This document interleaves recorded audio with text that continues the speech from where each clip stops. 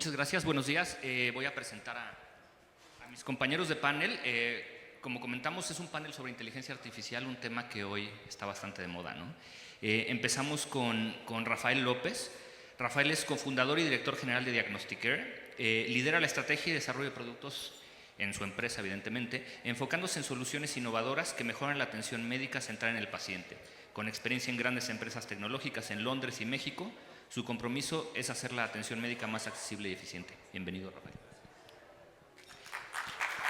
Nos acompaña también Roberto Contreras, Head of AI México en Globant. Con más de 27 años en la industria de TI, Roberto ha liderado iniciativas tecnológicas en sectores como salud y manufactura. En Globant transforma organizaciones usando tecnologías digitales y cognitivas y ayudando a maximizar el valor del negocio con inteligencia artificial. Es doctor en tecnología y miembro del SNI, el Sistema Nacional de Investigadores. Bienvenido, Roberto. Y por último, Laura Jezabel nos acompaña desde Be Your Brand, es cofundadora y directiva de esta empresa. Tiene más de 15 años de experiencia en el sector de salud y farma, en áreas de desarrollo de negocio y comercial. Y bueno, bienvenida, Laura, de nuevo.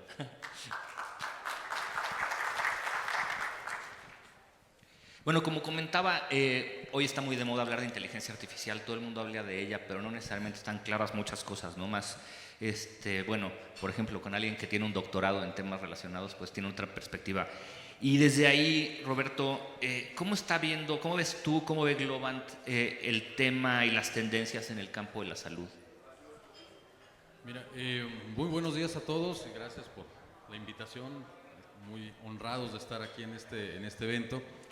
Y la pregunta que planteas, Iván, la verdad es muy interesante porque va evolucionando este mercado y hay muchas tendencias, ¿no?, que se están viendo. Nosotros como Globant vemos aproximadamente unas 5 tendencias muy importantes. La primera de ellas es el concepto de healthcare o de cuidado de la salud, cómo ha ido evolucionando y cambiando. Que ya no estamos hablando exclusivamente de un cuidado físico, sino también incluye lo que es mental, espiritual, etcétera, ¿no? Entonces, el concepto de salud ya nos lleva a estas variables, ¿no?, que son todavía más importantes. Luego, por ahí también otra tendencia que se está viendo en el mundo es el grupo etario. Nos estamos haciendo una población, vamos a llamarle más grande, ¿no?, en cuestión de edad, para no decir más vieja, pero estamos caminando hacia allá. Se nota la explosión demográfica, por ejemplo, en México, que tuvimos allá por los 50, 60, más las campañas que se encargaron de La Familia Pequeña Vive Mejor, han permeado bastante bien y hoy generalmente son más pequeñas. Luego de ahí también todo lo que es el empoderamiento que se le tiene que dar al paciente o con lo que él cuenta, donde el paciente ya ve tiene la información a su mano, puede tomar decisiones mucho más informadas. Y lo último sería el modelo de cuidado, ¿no?, que tenemos, el cuidado de la salud, que ya no es una visión, digamos, de una sola disciplina, sino hoy en día ya estamos hablando de multidisciplinario. Entonces, estas son tendencias que se están viendo y nos llevan a un modelo que le podemos llamar medicina P4, son 4 Ps.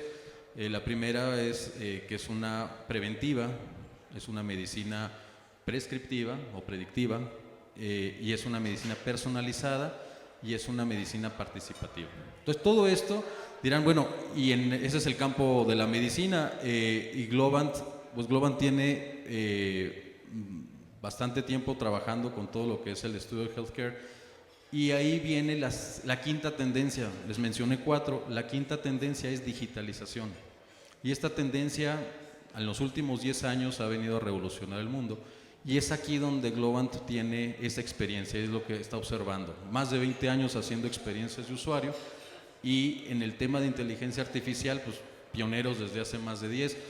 Entonces podemos observar cómo con este modelo de medicina P4 y tomando estas tendencias, la digitalización y todo lo que es inteligencia artificial, que hoy está en boga, toma mucha relevancia. Entonces es ahí donde este panel creo que vamos a discutir cosas muy importantes en tema de IA. Sin duda. Rafael, Roberto acaba de hablar de tendencias, pero también se convierten en retos, ¿no? O sea, mucho de lo que dicen no es que ya esté sucediendo, sino que hay que construirlo. Y desde esa perspectiva, ¿cuál consideras tú que es el mayor reto que estamos enfrentando hoy para implementar IA en el sistema de salud en México? Y desde luego, ¿cómo lo están abordando en Diagnostiker? Listo, gracias. Igual buenos días a todos y un gusto estar esta mañana aquí con ustedes. Creo que el tema de los retos lo podríamos clasificar en tres grandes categorías, ¿no? Al final, y ahorita verán, para nosotros, y creo que es una óptica bastante razonable, todas tocan un eje principal que es la confianza, ¿no? Estas tres categorías podríamos entenderlas como el reto técnico, el humano y el regulatorio, ¿no? o de cumplimiento, por decirlo de alguna manera. En el técnico pues tenemos temas propiamente de carácter técnico en cuanto a los datos, ¿no? Cómo estamos realmente generando estos modelos de datos, ¿no? Como saben, pues para poder crear un modelo de inteligencia artificial se requieren muchísimos datos, que eso sigue siendo un reto en México, ¿no? Data estandarizada, limpia, hay todo un proceso ahí, digamos, muy importante que tiene que ocurrir para garantizar la integridad y la calidad de los datos que usaríamos después para entrenar un modelo, ¿no? Entonces, todo el aspecto técnico o el reto técnico tiene que ver con esa parte. Después está el humano, digo, no llevan un orden o no los estoy platicando en un orden en específico, pero el humano tiene justamente que ver con la confianza que le damos al usuario final. Y esa confianza, o al usuario del sistema, por decirlo así, ¿no? Y esa confianza al final se construye desde diversos ángulos, ¿no? El primero tiene que ver con la comunicación, ¿no? Es fundamental la comunicación realmente para poder transmitir pues los beneficios o lo que estamos buscando lograr con el sistema. Y algo que comentaba ahorita Roberto también, pues el diseño de la experiencia de usuario, ¿no? Mientras mejor sea la experiencia de usuario y mientras realmente esté diseñada pensando en qué necesidades estamos resolviendo, nuestro nivel de confianza con el usuario final va a elevarse y por ende se generará menos fricción en el uso de la inteligencia artificial o en la implementación de algún modelo de esa índole. Y el tercero es el regulatorio, ¿no? Al final del día, tratar con datos y con datos de salud sobre todo pues implica varias consideraciones en torno a la privacidad de la información, la sensibilidad de los datos con los que estamos tratando, y entonces ese aspecto tiene que estar también muy bien cubierto porque de otro modo pues se nos cae el sistema, ¿no? O sea, si no está bien diseñado desde un inicio y no tenemos tanto a nivel, vamos a decirlo así, regulatorio, gubernamental y de proceso, todos los lineamientos necesarios para que ese aspecto esté siendo considerado en el diseño del modelo, pues ponemos en riesgo también la implementación o el uso de esta tecnología, ¿no? Entonces, lo resumiría en tres retos: el humano, el técnico y el regulatorio, ¿no? Claro. Muchas gracias, Rafael. Y Laura, hablando también de este tema, ¿cómo crees tú que las organizaciones pueden aprovechar estos avances? Y sobre todo, ¿cómo se puede dar la interacción entre la industria, que es algo que conoces bien, los centros de investigación y la práctica en general, ¿no? ¿Cómo implementar estas estrategias para facilitar la colaboración? Bueno, primero quiero mencionar que realmente la inteligencia artificial es una herramienta tan robusta como nunca habíamos tenido una. Entonces, trabaja o se puede implementar en las organizaciones desde los médicos emprendedores, desde los médicos que tienen su consultorio, y podemos enseñarlos a utilizar herramientas en su día a día, en la atención al paciente, en entender la población que están atendiendo, la problemática que están trabajando en lo individual.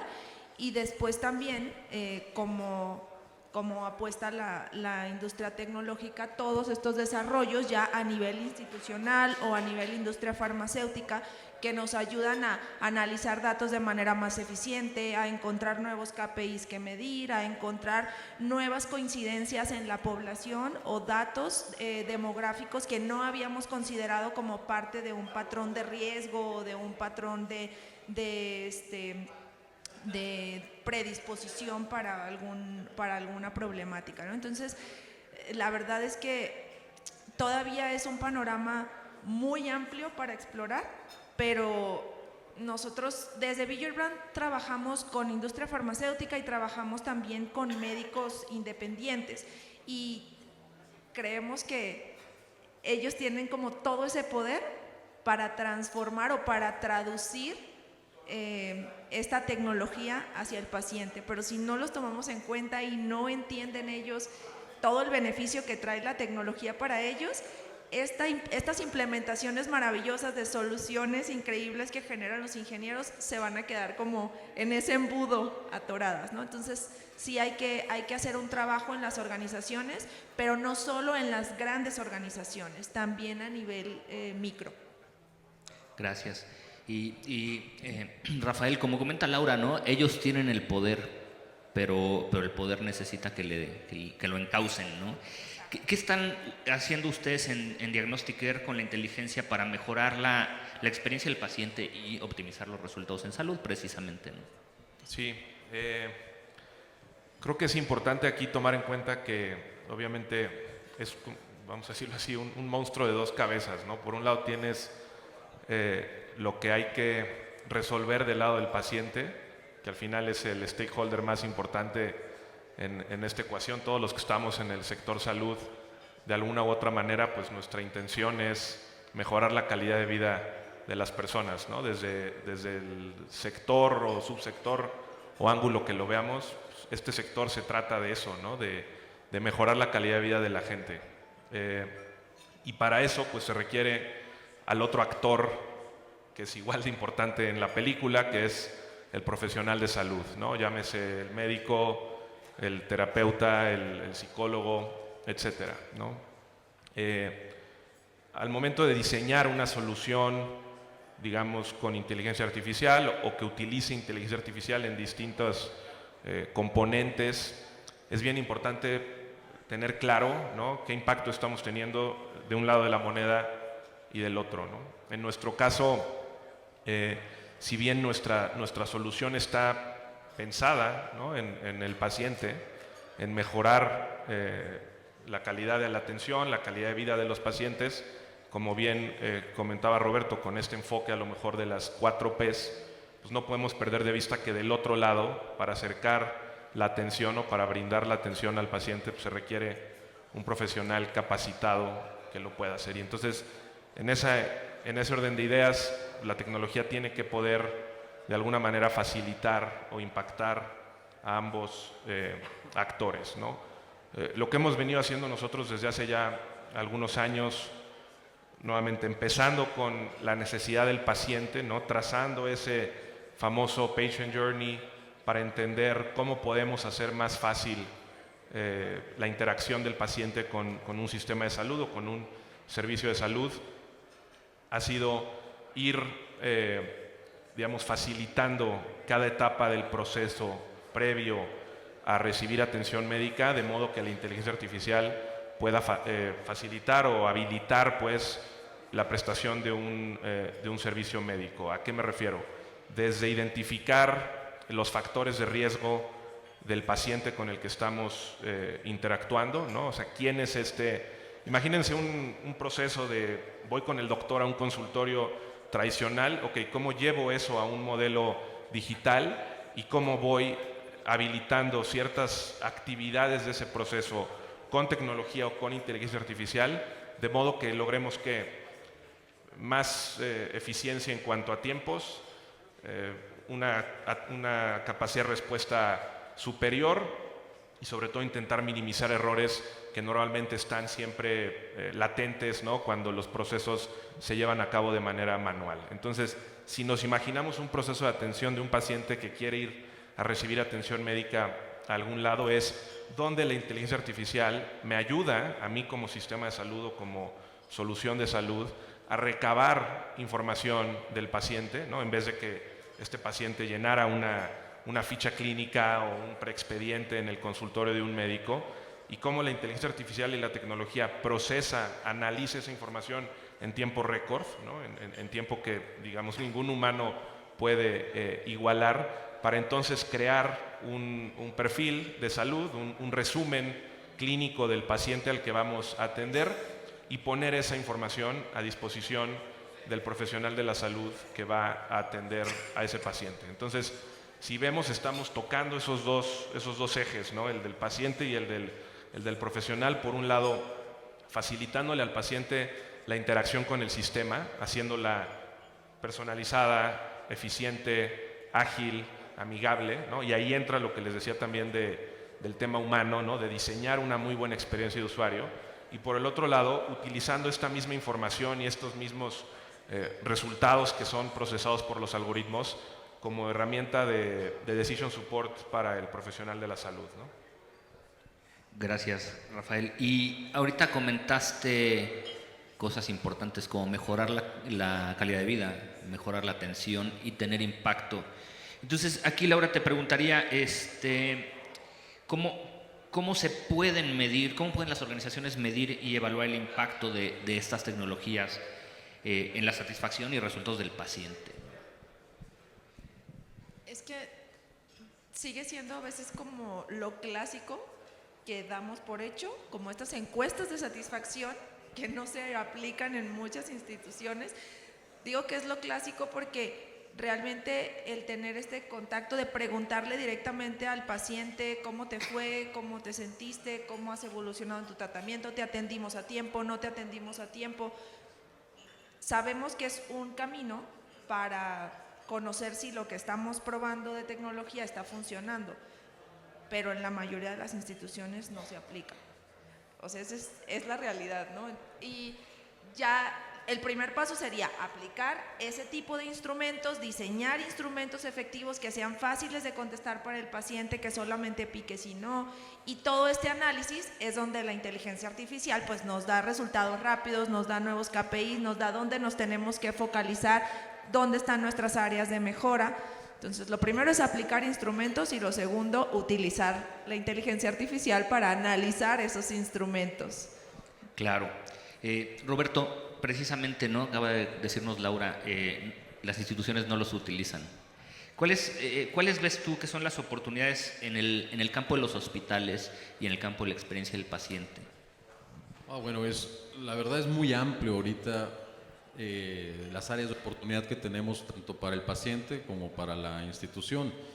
Hay un tema muy importante, ¿no? Que quizá lo dejamos obviado o lo damos por asentado, y es cuando no se tiene una buena relación o no se tuvo una buena experiencia del paciente y también del médico, existe el gran problema que es el abandono del tratamiento del paciente. Que al final lo que estamos hablando, como bien lo dijo Rafa y lo dijo Jezbel, es, oye, la experiencia de ese paciente y estamos buscando salud. Bueno, cuando perdemos ese de vista, que el abandono del tratamiento del paciente se puede deber a una mala experiencia que tuvo en algún centro hospitalario, entonces ahí hay un área de oportunidad muy grande. Esto lo hemos estado observando, es un problema muy frecuente, no solo de México, lo vemos en clientes que tenemos de hospitales en Estados Unidos, en Brasil, en Argentina, y el fenómeno es similar. Entonces, ¿qué sucede?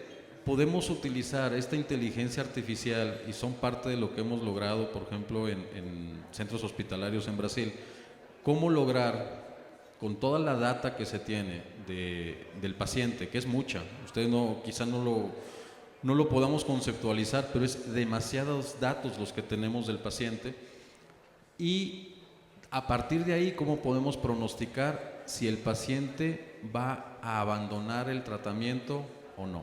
Y son múltiples factores, no es nada más, híjole, es que me sacó la lengua el doctor, o es muy rudo, o no me ha dado pie con bola, ¿no? Como decimos. No, es inclusive desde el estacionamiento. El no tener lugar para dónde estacionarse ya es un tema de yo no voy a este hospital. ¿Por qué? porque es un problema el estacionamiento. La salida, la entrada como parece cuando vas a un hospital, parece mafia, ¿no? Es más fácil entrar, pero es muy difícil salir. Entonces, lo que te quieres es, ya estás operado, cortado, convaleciente, lo que quieres es irte a tu casa. Y los que han visto o hemos estado de cerca viendo un proceso, pues son 8 horas a veces y no te dejan ir a tu casa. Todos estos procesos, pedacitos, los hemos automatizado de alguna forma, los hemos hecho con inteligencia artificial, que se le llamamos prescriptiva, lograr que antes de que el paciente logre abandonar uno de esos tratamientos, pueda rescatarse a ese paciente. Ese es por el punto de vista del paciente. Por el punto de vista hospitalario también tenemos el mismo fenómeno, pero es cómo hacer que mi paciente que está contento en mi hospital viene con el médico, pero los rayos X, la imagenología no se la realiza en mi centro hospitalario. O la decisión de la operación no la hizo en mi centro hospitalario, se decide ir a otro lado. Eso también son variables que se tienen que analizar, que van más allá de la enfermedad o del padecimiento, sino es cuestiones administrativas, cuestiones, variables ambientales dentro de lo que es el área hospitalaria, y que eso se puede ir mejorando. Entonces, les podría decir la frase trillada, que es un infinito el número de posibilidades que hay en inteligencia artificial, pero siendo más realista es en el proceso, revisando el proceso de su viaje del paciente, en cada uno de esos puntos puede existir lo que es una oportunidad para inteligencia artificial. Sin duda, mencionaste varios retos, por no decirle dolores, que enfrentamos todos los días en el grupo, ¿no? No, y nosotros en Mac tenemos desde luego en la mente esto que dices de, oye, ¿cómo le hago que lo diagnostique pero se fue a probar a otro lado? No, yo lo quiero retener, ¿no? O viceversa, en fin, cómo se apegan al tratamiento, un crónico, ese tipo de cosas, hay mucho camino por andar, ¿no? Entonces, sin duda lo que dices resuena en mi cabeza. Y bueno, creo que en el último año y medio, 2 años, de repente todo el mundo pensó que la inteligencia artificial era generativa, que no había otra cosa, ¿no? Erróneamente. Pero vamos, es una realidad que la inteligencia artificial generativa le dio visibilidad a muchas cosas que no se entendían, que tú creías que era magia negra, ¿no? Así nada más sucedía y de repente ChatGPT y esas cosas nos lo pusieron enfrente. Y desde esa perspectiva, Roberto, ¿cómo crees que los modelos generativos de IA están ayudando al cuidado de la salud? Bueno, Iván, ahí mencionas un tema que es, yo creo que clave, ¿no? Si me permiten tomar 2 minutos de historia, es 2022, finales de 2022, OpenAI lanza al público lo que era ChatGPT. Después de ahí, los medios de comunicación se encargaron de hacerlo lo más popular posible, con historias fantásticas de la computadora resolvió un examen de Harvard y entró a Derecho, ¿no? Y creo que coincido muy bien contigo, fue la ventana para que las personas pudieran interactuar con la inteligencia artificial. Pero el término inteligencia artificial, que es exageradamente sexy y pegajoso, en realidad estamos hablando que es machine learning, que ya se olvidó, o es la muñeca fea de la IA, y luego tenemos deep learning, donde ahí podemos trabajar con visión por computadora, y de ahí se deriva lo que es generativo. AI generativo son técnicas que si tienen insomnio, me echan una llamada y les explico y les quito el insomnio en 2 minutos, de todo lo que tiene que ver con las ecuaciones, los métodos y todo lo que está detrás de GenAI.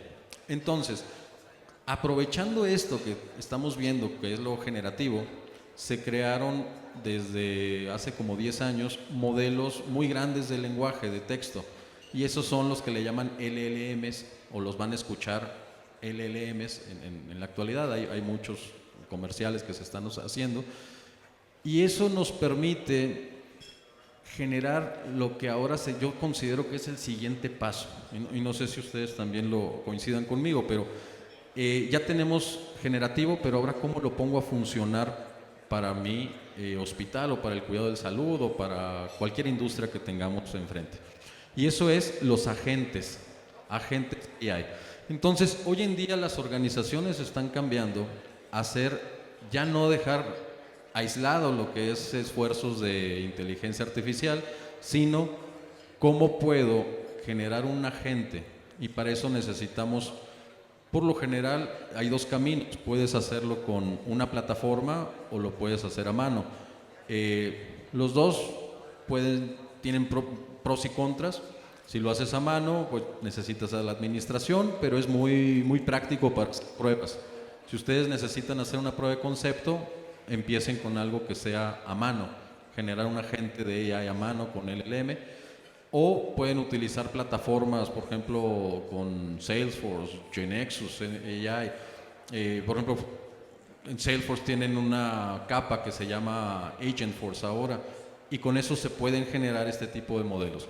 ¿Y a qué queremos llegar? Es que ese agente pueda interactuar de manera independiente con los datos que tienen. Entonces se convierte, digamos, en una persona extra que tienes en tu fuerza de trabajo, pero que puede tomar decisiones, obviamente acotadas, con algunas guías y cuidados que van a tener, pero puede acelerar la interacción, la toma de decisiones o ayudarte a tomar las decisiones. Y eso lo haces, ahora ya no es chatear seguramente todos tienen ChatGPT en su teléfono o Meta, pero ahora ya puedes chatear en un contexto o platicar con tus datos. Imagínense este escenario, que un médico pueda preguntarle a su inteligencia artificial, a su agente: oye, por favor, revisa este paciente, cuál sería la probabilidad y qué tengo que hacer para que se apegue al tratamiento de rehabilitación que tiene de su rodilla.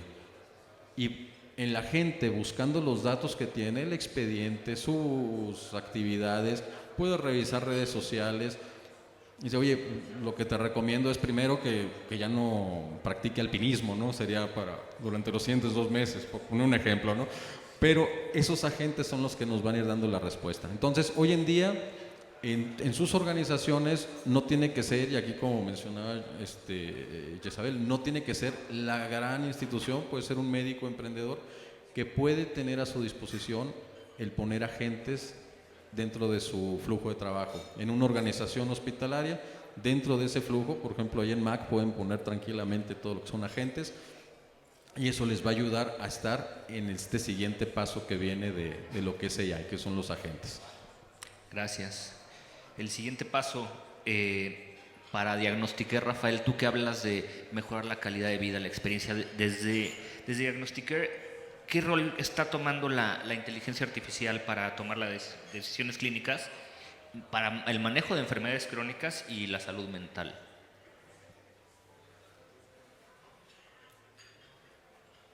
Sí, gracias. Pues muy en línea con lo que comenta Roberto, ¿no? Creo que al final este cambio no puede darse abruptamente, ¿no?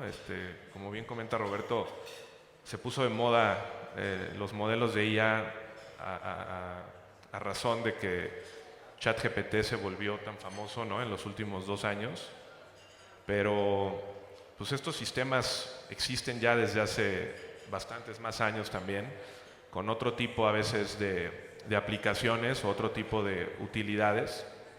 Y reitero, el enfoque que nosotros estamos dándole tiene que ver con 2 ejes principales, es decir, cómo mejoramos la experiencia del paciente cuidando, ¿no?, de forma muy relevante el tema de la confianza, porque ahorita asumo que la mayoría de los que estamos aquí pues tenemos noción, ¿no?, de las implicaciones del uso de ciertas tecnologías en la sanidad, en la atención médica, pero tenemos que pensar realmente que las carencias que existen en este país en materia de salud impactan o afectan a millones de personas que en muchos casos probablemente no tengan acceso a una inteligencia artificial o no tengan la menor idea de qué significa eso. Entonces, para nosotros ha sido un ejercicio de abstraernos un poco, quitar tal vez del ambiente todas estas trending topics o palabras de moda, porque al final del día, si realmente queremos hacer un impacto en salud, no está entre digamos, a lo mejor el círculo en el que nosotros nos desenvolvemos profesionalmente o la gente con la que trabajamos. Las necesidades de salud están mucho más allá de lo que tenemos a lo mejor a nuestro alcance. Les cuento rápido, por ejemplo, ahorita nosotros estamos trabajando en una iniciativa bien interesante con Bayer para acercar salud a las comunidades agrícolas en el sureste de México. Son comunidades cafetaleras en su mayoría, ¿no? En la región de Chiapas, de Veracruz, de Puebla, y es gente que, pues sí, seguramente tiene un teléfono móvil porque ya no se consiguen prácticamente de los otros, tienen de alguna manera acceso a cierto nivel de tecnología, pero volvemos a lo mismo, la clínica de salud más cercana les queda a 2 horas, ¿no? Entonces, ¿cómo una compañía como nosotros puede aprovechar la tecnología, nuestro modelo de atención, la inteligencia artificial, para realmente hacer la salud más accesible, ¿no? Y más eficiente? Y regreso al punto, los dos ejes, o sea, ¿cómo le facilito su trabajo al profesional de la salud, ¿no? Como bien dicen, no se pretende que la IA reemplace al médico, ¿no? Y por ahí está el dicho, reemplazará a aquellos médicos que no utilicen IA, ¿no? Algo por el estilo. Pero entonces, ¿cómo le doy las herramientas al profesional de la salud para que pueda hacer su trabajo de forma más eficiente? Ahí tiene mucho que ver con lo que comentaba Roberto de los agentes, ¿no?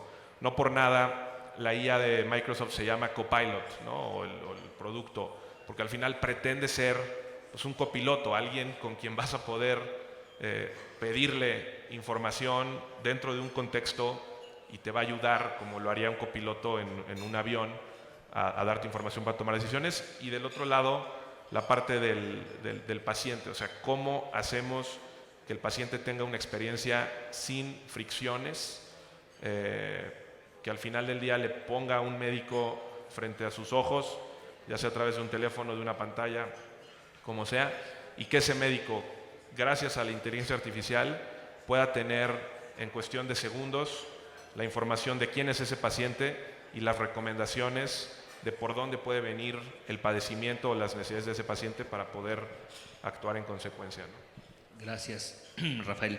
Laura, Rafael hablaba de los cómo, ¿no? Y la inteligencia artificial nos puede ayudar mucho, pero ¿cómo puede ayudar en específico a identificar patrones que nos permitan mejorar las estrategias de prevención y atención? Wow, yo creo que esa es mi parte favorita, la prevención. Y tengo que contarles aquí un tema personal. Mi formación base, soy licenciada en nutrición, y como saben que la medicina preventiva es cero popular en México, pues empecé a hacer mi camino por otros lados, y hoy estoy en salud y tecnología.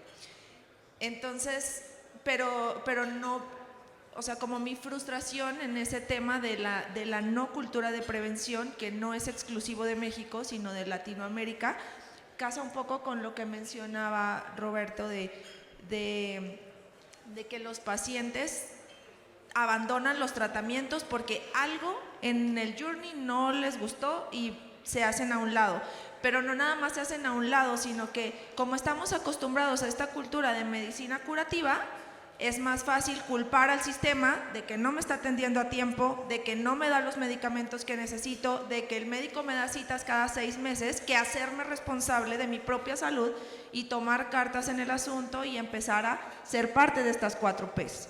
Entonces, definitivamente la inteligencia artificial, junto con todas las herramientas digitales, tienen una gran labor y un gran trabajo en esta concientización de la población como sí el beneficiado final o el objetivo principal de todas estas empresas de salud y tecnología y de los profesionales de salud, pero aparte de que son el beneficiado principal o somos el beneficiado principal, debemos ser también el actor principal, el más responsable de nuestro propio cuidado y el que pueda acercarse a estas soluciones o a estos profesionales que estén preparados. Si nuestra población está involucrada en su salud, demanda servicios de más calidad, pero también los aprovecha de manera más eficiente, quejándose menos, y participando más. Entonces ahí es un trabajo un reto muy importante, pero sí la tecnología tiene esta posibilidad de ayudarnos a dar esa educación, esa concientización, a encontrar esos patrones, a saber en qué población, qué tipo de comunicación debo de hacer, debo de habilitar para poder conectarlos con la solución necesaria. Gracias.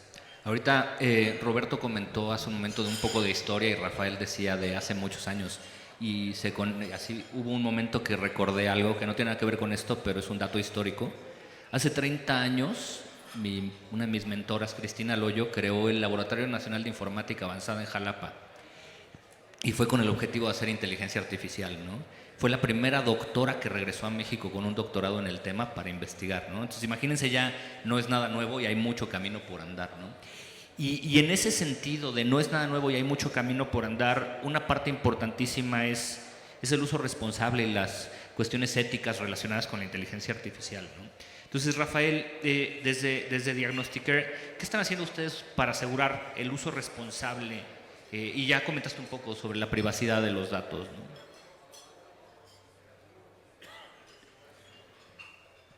Sí, yo no quiero sonar repetitivo, pero creo que todo se resume en la confianza, ¿no? Y la confianza para nosotros en Diagnostiquerios es algo con lo que todos los que forman parte de este gran equipo tienen muy claro, ¿no? Se trata primero que nada de confianza. Y otra vez pongo la analogía de una interacción médico-paciente en un entorno no digital tradicional, ¿no? Si yo voy a un consultorio médico o voy a un hospital y no me da confianza el ambiente, el entorno, el médico pues no parece médico o las instalaciones están quizá no en las mejores condiciones, eso empieza a mermar la confianza del paciente y seguramente traerá otras implicaciones desde fricción en el apego al tratamiento y N cosas más, ¿no? Entonces, todo se basa en la confianza porque nuevamente no hay que perder de vista que tenemos un país desafortunadamente donde existe una desigualdad pronunciada, ¿no? Muy importante en distintos segmentos de la población, un nivel educativo limitado también en algunos aspectos, carencias muy importantes y entonces si yo lo que quiero con un sistema de salud digital es cerrar esa brecha de acceso, es hacer la salud más eficiente, más costo accesible, necesito empezar por ganarme la confianza de aquellos que van a ser los beneficiarios de este sistema de salud. Y la confianza funciona igual para los médicos, ¿no? Como comentábamos ahora, o sea, hay un tema bien importante de gestión del cambio, o sea, esto es más un tema de cultura, digamos, y de transformación en procesos y en gestión cultural y de cambio que exclusivamente de tecnología, ¿no? O sea, si el que va a estar del otro lado del sistema, háblese el médico, no entiende, no confía, duda del potencial de la solución, será muy difícil convencerlo y hacerlo parte de la solución. Y del lado del paciente es lo mismo, tiene que confiar para que esto pueda avanzar. Nosotros hemos sido sumamente diligentes en lo que tiene que ver con el marco regulatorio y de confianza otra vez, en el entendido de que no existe todavía hoy en México propiamente una regulación de salud digital como ya lo hay en otros países, ¿no? Hemos colaborado muchísimo y desde hace varios años con distintos organismos, FunSalud, COFEPRIS, Transform Health, precisamente porque nos han invitado a contribuir y a dar nuestro punto de vista respecto de cómo se debería regular el tema de salud digital. A falta de una regulación explícita en la materia, pues lo que queda es apegarse a las buenas prácticas, seguir modelos que se han implementado exitosamente en otros países, sin perder de vista otra vez que pues al final se trata de la confianza con el paciente. Y ahí estoy hablando de certificaciones Por ejemplo, nosotros participamos hace ya 4 años, me parece, 3 años y medio, 4, en la elaboración de un estándar ANSI, precisamente de confianza en la inteligencia artificial, junto con otras 50 y tantas organizaciones a nivel mundial. Fuimos la única empresa en México que formó parte de ese estándar para la elaboración de este estándar de confianza técnica, humana, regulatoria.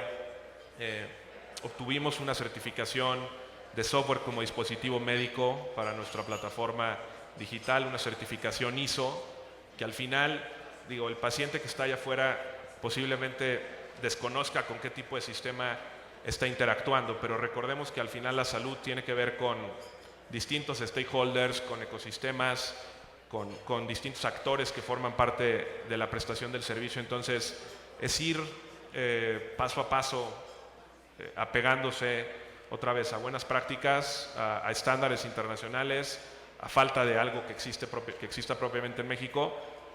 Y reitero, sin perder de vista que el paciente es el actor más importante en esta película y que si no tenemos su confianza, pues difícilmente vamos a poder ser exitosos en nuestro objetivo, ¿no?, de acercar la salud.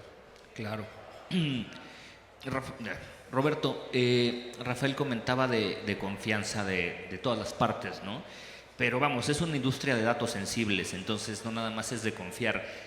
¿Cuáles son los retos o los riesgos que existen en el tema de la introducción de IA y para generar esa confianza, desde luego, ¿no? Y creo que esa es vamos a decir, la parte no tan romántica ni tan agradable de este tema de inteligencia artificial, porque al final del día los datos y la naturaleza de los datos de la industria de los que estamos aquí reunidos es datos exageradamente sensibles los que tenemos que lidiar día con día. Entonces, existe un riesgo cuando se aplica inteligencia artificial. El primero de ellos es que sea poco ético. ¿Qué me refiero con que sea poco ético? Que al momento que se hacen los modelos, los datos que ustedes están seleccionando para entrenar sus algoritmos o entrenar sus modelos podría generar algún sesgo. ¿Qué es este sesgo? Les voy a poner un ejemplo fuera de la industria. Un modelo LLM, le solicitaron, dámelos, una foto, genérame una foto con la mujer en la ciencia. Y puso todo su foto y nada más había mujeres blancas ahí. Y se le olvidó, por ejemplo, a personajes que han ayudado mucho, por ejemplo, en la NASA, que han contribuido, y eso no lo puso. Entonces, ¿qué pasó? Estaba entrenado con puras fotos de mujeres blancas. Eso es un sesgo tremendo lo que existe. Imagínense que están ustedes entrenando algún algoritmo para predecir si un paciente no va a dejar algún tratamiento, pero resulta que nada más es cierto código postal, ¿no?, el que lo están segmentando. Y lo que decía Rafael, en todos lados, a todos nos duele igual. Si nos duele una pierna, nos duele igual, sin importar en qué estrato socioeconómico estemos. Entonces, este riesgo que va a pasar podría generar alguna brecha o incrementar la brecha que se está viendo, y eso es lo que creo que el trabajo de nosotros, todos los que estamos aquí, tenemos que ayudar a reducir esa brecha. Entonces, la inteligencia artificial es una herramienta muy, muy, muy útil. Como decía Lau, es muy robusta, la podemos utilizar en todos lados, pero sin embargo tenemos que tener mucho cuidado en la información, primero que no se vaya a filtrar o no se vaya a hacer pública, que es información exageradamente sensible. Aquí hago un paréntesis: no se les ocurra mandar información de un expediente a ponerlo en ChatGPT para ver una prueba. Se van a entrenar los datos y al rato vamos a tener información en las respuestas que sea confidencial. Entonces eviten eso. ¿Qué se tiene que hacer? Cuidar mucho que los modelos que van a implementar, los agentes de los que platicamos, que puedan ustedes probar o hacer sus primeras pruebas de concepto o implementarlos en su empresa, que sean bien cuidados que sea con la información, con el contexto exclusivamente de sus datos y que no se vayan hacia la parte pública porque podría haber una filtración. Entonces es un tema regulatorio importante, bien lo decían, no existe esa regulación como tal hoy en día, pero creo que está en nosotros ser juiciosos. Y por último, que los datos, tratar de evitar cualquier sesgo. Si en sus organizaciones no tienen al científico de datos, esa persona nerd que está ahí sentada, que generalmente tenemos lentes, traten de considerar uno, porque los datos nos pueden ir, es un mar de información y nos podemos ir por un lado equivocado. Entonces es importante poderlos hacer de manera correcta. Gracias. ¿Algo que nos quieras comentar sobre ética y uso responsable para cerrar ya este panel, que nos quedan 2 minutitos? Yo creo que es el tema más importante en el que todos tenemos que estar conscientes y aportar lo que podamos desde nuestra posición, empujando porque estas políticas sean creadas. Porque hoy nos estamos apegando desde un cumplimiento ético personal, individual o empresarial hacia reglamentos que parecieran ser los que tenemos que seguir en este momento, ¿no? A normas ISO, a toda la parte de regulación de datos. Entonces nos vamos apegando a las reglas que tenemos, pero sí es importante como industria también empujar porque todas las reglas que no existen sean creadas. O sea, creo que sí deberíamos apelar a eso. Claro, yo creo que ese sería el mensaje más importante con el que nos podemos ir, ¿no? Que como industria nos aseguremos de colaborar por el bien del paciente y de la ética. Y bueno, es el costo de la innovación, ¿no? Finalmente, todos seguramente se acordarán cuando Uber no estaba regulado y entonces Uber era maldito porque era ilegal, ¿no? Claro que es más complicado meterse con la inteligencia artificial y los pacientes que con un taxi, pero vamos, sin duda creo que esa es la gran tarea que nos podemos llevar de este panel, la importancia de usar la inteligencia artificial de manera ética y correcta por el bien de la salud de los pacientes, ¿no? Estamos en tiempo, se nos atrasó un poquito, pero bueno, muchísimas gracias a los tres por su participación, por sus ideas, creo que son muy enriquecedoras y creo que es un buen inicio para esta sesión, dejar a la mente ya trabajando en estos temas para toda la audiencia, ¿no? Gracias. Muchas gracias. Muchas gracias.